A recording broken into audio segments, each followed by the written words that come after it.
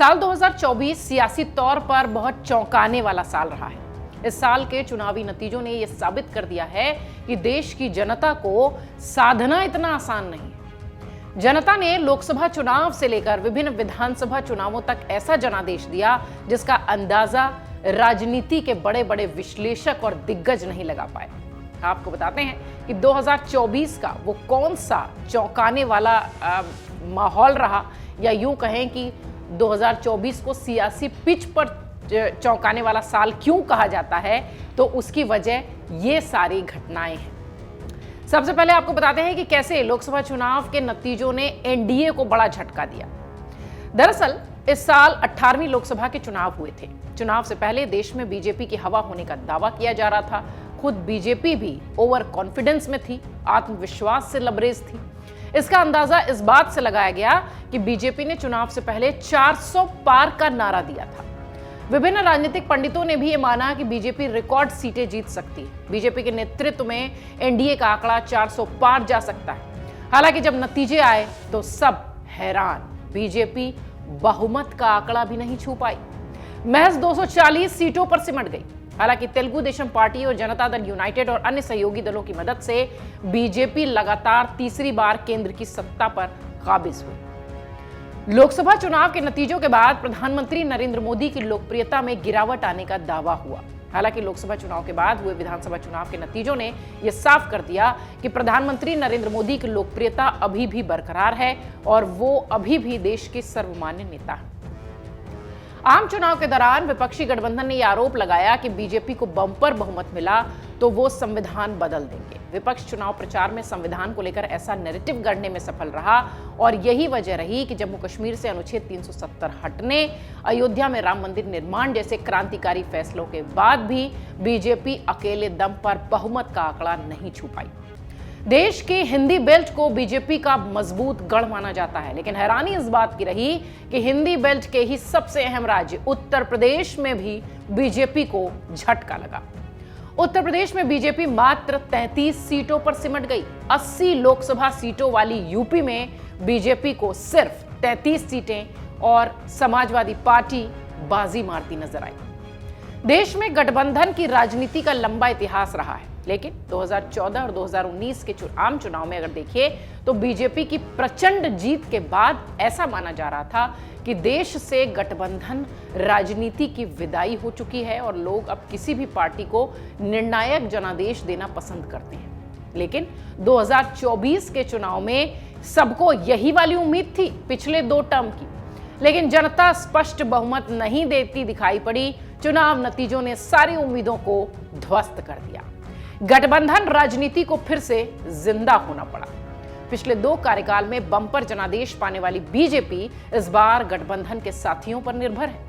वहीं विपक्ष की गठजोड़ बनाकर सरकार को घेरने की कोशिश भी लगातार चल रही है इंडी गठबंधन के रूप में। लोकसभा चुनाव के साथ ही ओडिशा और आंध्र प्रदेश में भी विधानसभा चुनाव हुए थे। आपको याद होगा कि ओडिशा के नतीजे भी खास नहीं रहे। राज्य में बीते 24 सालों से सत्ता पर काबिज नवीन पटनायक की पार्टी को हार का सामना करना पड़ा। ओडिशा में बीजेपी सबसे बड़ी पार्टी बनकर उभरी और पार्टी ने राज्य की 147 विधानसभा सीटों में से 78 सीटों पर जीत दर्ज की। वहीं नवीन पटनायक की बीजू जनता दल 51 सीटों पर सिमट गई। आंध्र प्रदेश में भी तेलुगु देशम पार्टी की जीत की उम्मीद थी, लेकिन नतीजे आए तो सब हैरान। वाईएसआर का लगभग सुपड़ा साफ हो गया। अब आपको बताते हैं कि कैसे हरियाणा ने कांग्रेस को रुला दिया और महाराष्ट्र में चला एक हैं तो सेफ हैं का जादू। इस साल की बड़ी राजनीतिक घटनाओं में ये दोनों ही राज्य के चुनाव सुर्खियों में रहे। इस साल हरियाणा में भी विधानसभा चुनाव हुए जिनके नतीजों ने सभी राजनीतिक पंडितों को गलत साबित कर दिया। पिछले 10 साल से हरियाणा की सत्ता पर काबिज बीजेपी के इस बार सत्ता विरोधी लहर और किसानों के विरोध के चलते हारने की भविष्यवाणी थी। बड़े बड़े दिग्गज कह रहे थे कि इस बार बीजेपी का कमबैक नहीं हो सकता। वहीं भूपेंद्र सिंह हुड्डा के नेतृत्व में कांग्रेस की जीत के दावे किए जा रहे थे, लेकिन चुनाव नतीजे चौंकाते नजर आए। नायब सिंह सैनी फिर राज्य के मुख्यमंत्री बन गए। हरियाणा के बाद नवंबर में महाराष्ट्र विधानसभा चुनाव के नतीजे आए। पूरे साल चुनाव नतीजों के ट्रेंड को बरकरार रखते हुए यह साबित हुआ कि चुनाव आज भी देश में नंबर 1 ट्रेंड करते हैं। आपको बता दें, महाराष्ट्र चुनाव में बीजेपी के नेतृत्व में शिंदे की शिवसेना और अजीत पवार उप मुख्यमंत्री पद की शपथ लेते हुए नजर आए। एनसीपी वाले महायुति गठबंधन ने प्रचंड जीत हासिल की। वहीं जनता की सहानुभूति की उम्मीद लगाए बैठी उद्धव ठाकरे की शिवसेना और शरद पवार की शिवसेना को बुरी तरह से हार का सामना करना पड़ा।